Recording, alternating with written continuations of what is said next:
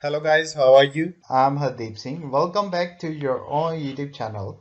IELTS updates and recent exams. For more updates related to recent IELTS exam writing test topics, listening, reading, practice test, and speaking, you got guesswork. Please, guys, participate in everyday listening and reading practice test to achieve your desired band score in your actual IELTS exam.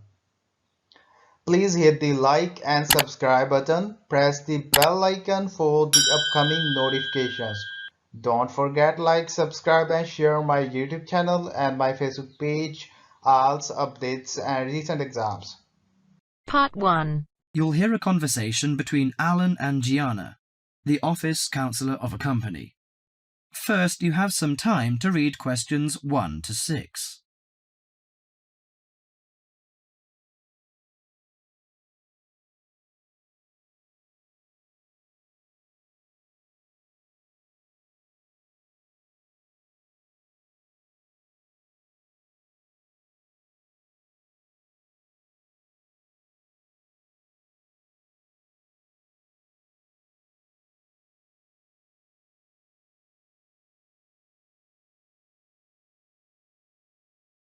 What's up, Gianna?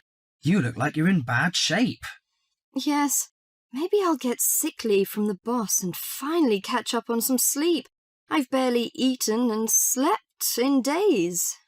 Those are warning signs of occupational stress. How are things at work? Terrible. After all the layoffs lately, the workload is totally overwhelming for everyone that's left. So I spend every waking moment in the office. I'm kept busy all the time. So you need to take a few minutes break every so often to clear and refresh your mind.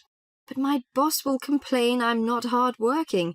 She's so capricious that you can't predict her reaction sometimes. Maybe your boss just doesn't have a clue about how much you're really doing. Keep her updated on your achievements and projects. Also insist that she prioritize everything so you can manage your time better. That's right. I suppose that would help me regain some sense of control, but I'm afraid that she'll take that as a sign of laziness and give me the axe. So take the initiative and hit the job hunting trail now. You'll be surprised at how many opportunities are out there. That's encouraging. Anyway, you should cheer up and get rid of the situation. You know, according to a survey, about 40% of all people find their work very stressful, and 25% develop mental or physical diseases. Before you hear the rest of the conversation, you have some time to look at questions 7 to 10.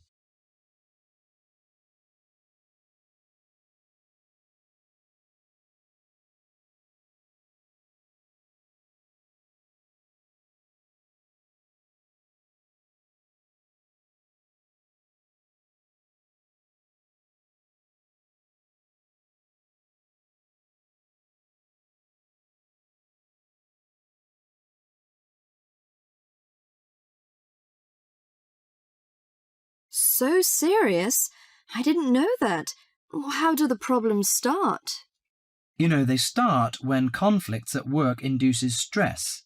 Your body reacts by flooding the bloodstream with hormones that tense up your muscles and increase your blood pressure. This is meant to save you in a fight or flight situation, but leads to a host of illnesses, ranging from insomnia and headaches to heart attacks, when it occurs regularly over an extended period of time. What should I do to prevent such things happening? Well, most occupational stress is attributed to a recognized lack of control. You should act in advance to relieve the problems. For example, you should actively pursue career opportunities rather than quietly worry about getting fired. Of course, you can't control everything, so you need to help your mind and body cope. Keep a journal to release your frustrations, take short walks to calm down, or if necessary, simply take a mental health day. That is the end of part 1. You now have half a minute to check your answers.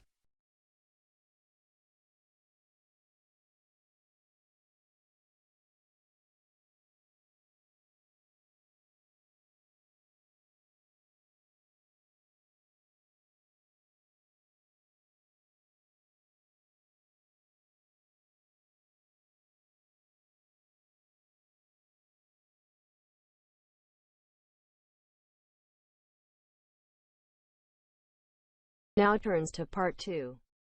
You'll hear a monologue about a guided tour to London. First, you have some time to read questions.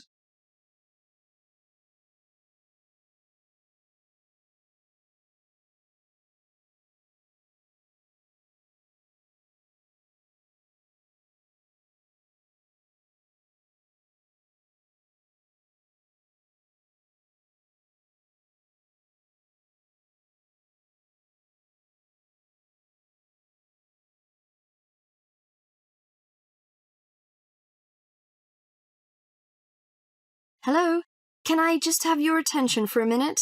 Thank you. My name is Mary Golding. Some of you may recognize me. I used to be a lecturer here at the college, but I changed jobs last year, and now I work as the student officer. Okay, well, I'm in today to tell you about a guided tour that we've got going to, London. Well, this will be a good chance for those of you who haven't been to London before to have a look at this beautiful city. I think those of you who come will thoroughly enjoy it. The trip is going to be for 5 days, from the 31st of March, which is a Saturday, to the 4th of April, the following Wednesday. We'll be taking a medium-sized coach, so there'll be 45 places on that. Last time it was a minibus with only 16 places, which proved insufficient for students' needs. According to the London Development Agency, London has over 200 museums, 500 cinema screens, 108 music halls, and 5 symphony orchestras. Needless to say, we can't see it all in one day. Here are some major sites we are going to tackle on the first visit to London. On the first day we're in London, we'll be going on a boat trip up the River Thames and up the London Eye. The Eye is a giant modern Ferris wheel which stands on the south of the river, across from the Houses of Parliament. The boat cruise is included in the cost of the trip, so you won't need to worry about spending extra money. But you have to pay to ride the Eye to gaze out over the vast city. After that, we'll visit the Houses of Parliament. The Houses of Parliament, also known as Westminster Palace, was designed in the Gothic style. One of London's famous landmarks, Big Ben, the clock tower named for its 13-ton bell, is also found here. You can have a free visit up there. I think you all know Westminster Abbey, one of the most visited Christian churches in the world. There is no admission charge for this, but there are lots of souvenir shops around, so you might need some money for those. Before you hear the rest of the conversation, you have some time to look at questions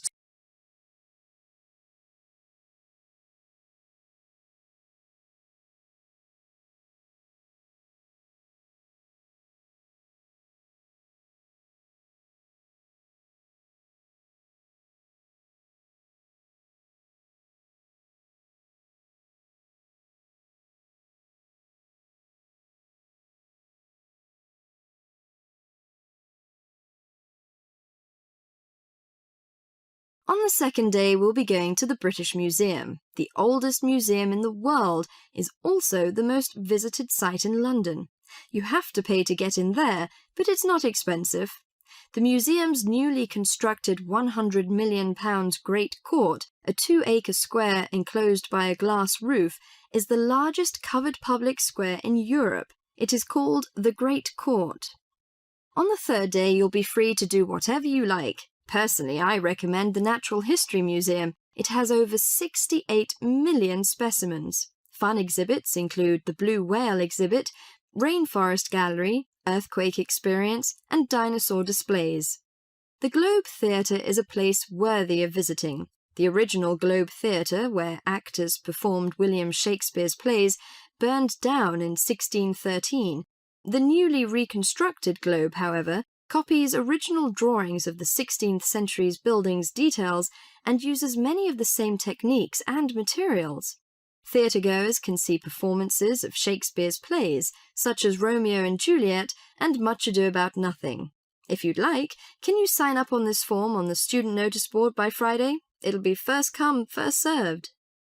That is the end of part 2. You now have half a minute to check your answers.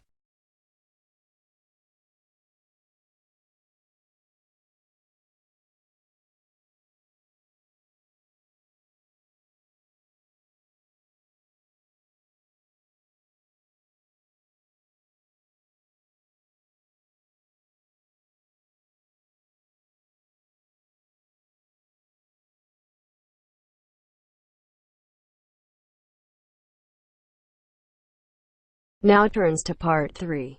You will hear part of a talk on cultural research. First, you have some time to look at questions 21 to 26.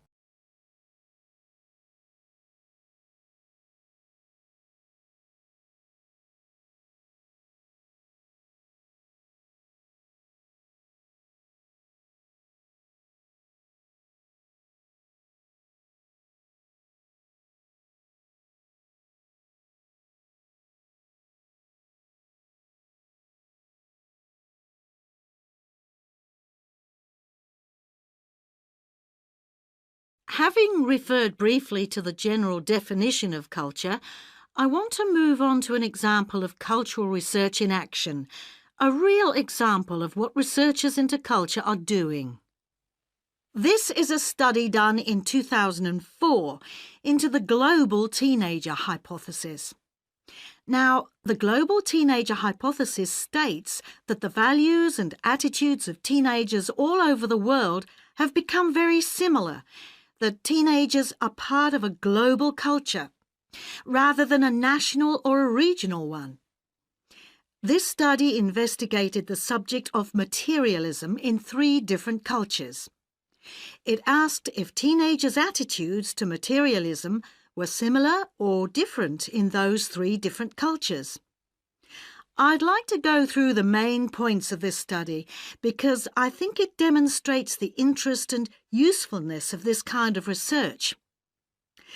The research took a sample of 556 high school students of between 14 and 17 years of age from 3 countries.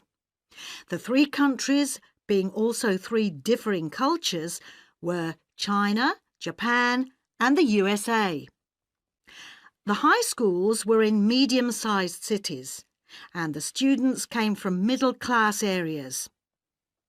There were 172 respondents from China, 168 from Japan, and 216 from the USA.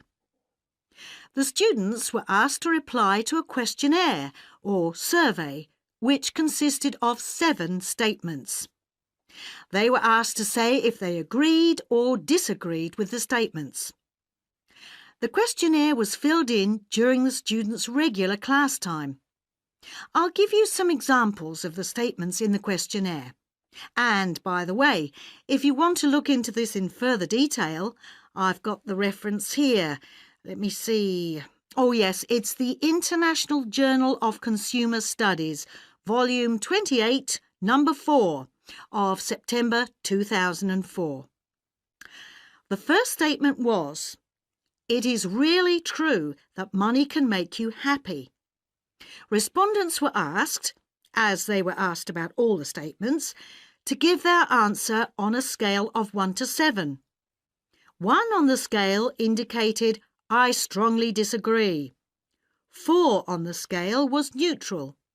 And 7 on the scale was, "I strongly agree."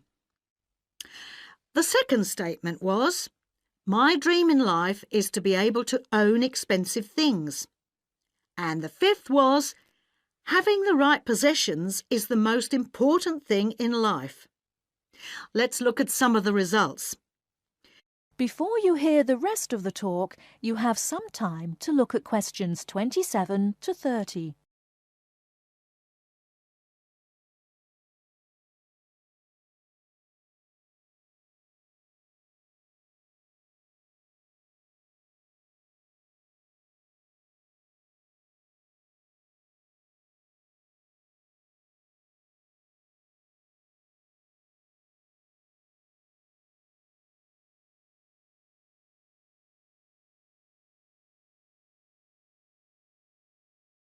I'm sure. Let's look at some of the results. With regard to the first statement, it was the Japanese teenagers who agreed most strongly that money could make you happy. The Americans were second, and the Chinese agreed least. However, regarding one's life dream being to own expensive things, it was American teenagers who agreed most strongly with this, and the Chinese who agreed least. As regards the 5th statement, about owning the right things, the Americans agreed less strongly than the other two groups. It was the Chinese who agreed most strongly with this statement. I haven't been able to analyse all aspects of the study in this lecture, but it does suggest that the hypothesis is not supported by the data. It may be that the culture of the USA is more individualistic, whereas the Chinese culture is more collectivist or communitarian. However, it does not seem to support the global teenager hypothesis. As always, this is something on which we need to carry out more research. That is the end of part 3. You now have half a minute to check your answers.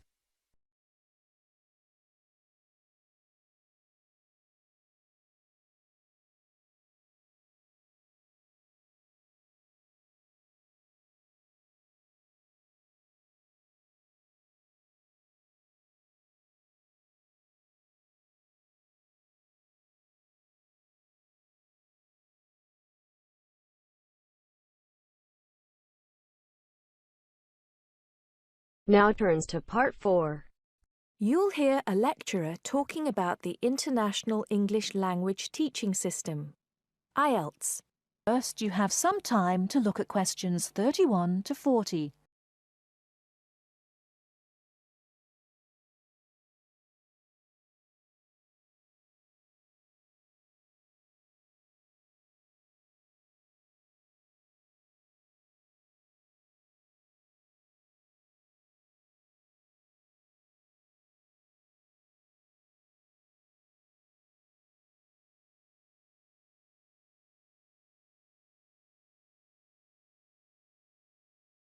Hello everyone. Now, the International English Language Testing System exam, or IELTS as it's better known, is one of the most successful and popular English language exams in the world today. What we're going to look at now is the history of IELTS and how it came to be so successful. The story starts back in the 1960s when the British Council created an exam called EPTB to test international applicants wanting to study at universities and colleges in the UK. EPTB, by the way, stood for English Proficiency Test Battery. Strange name, I know. This exam mainly used multiple choice questions and by the end of the 1970s was considered a little old-fashioned. So, in 1980, it was replaced by IELTS, the English Language Testing Service. This new exam was much more modern in approach. It was much more communicative, for example, and was intended to reflect how language was used in the real world, particularly in the academic context of universities and colleges. However, during the 1980s, the number of candidates taking the test was quite low. For example, only 4,000 people took the test in 1981. It's true that this had risen to 10,000 by 1985, but if you compare that to the number of candidates who take IELTS each year these days, more than 1 million, you can see why they considered it to be quite small. There were also some practical problems with the test. So, in 1987, it was decided to conduct a review, leading to a revised version of the exam. This was introduced in 1989 under its new name, IELTS. Over the next few years, the number of candidates increased rapidly. In 1995, there were over 43,000 candidates, and it was possible to take the test in any one of 210 test centres around the world. 1995 was also the year of the next revision to the exam, which simplified the reading module and also improved exam administration. Further minor changes followed. The speaking module was altered in 2001, and the criteria for marking the writing tasks were revised in 2005. In the same year, a computerized version of the exam was offered at certain test centres. 2003 was a milestone for IELTS, as it was the year when the number of candidates went over 500,000 for the first time. There's no doubt that today, with, as we said, a candidature more than double what it was back in 2003, IELTS is a major player in the highly competitive industry of English language examinations. That is the end of part 4. You now have half a minute to check your answers. So guys, don't forget like, subscribe and share my YouTube channel and my Facebook page, IELTS updates and recent exams. For more updates related to recent IELTS exam writing test topics, listening, reading, practice test and speaking, you got guesswork. Please guys, participate in everyday new IELTS listening and reading practice tests to achieve your desired band score in your actual IELTS exam. For more IELTS material, visit my official website www.ieltsupdatesandrecentexams.com. The link is given below in the description. If you need PDF files of latest IELTS material, then please join my Telegram channel. So guys, please write your score below the comment section. Again, thanks for listening. God bless you all guys. Stay tuned, stay safe.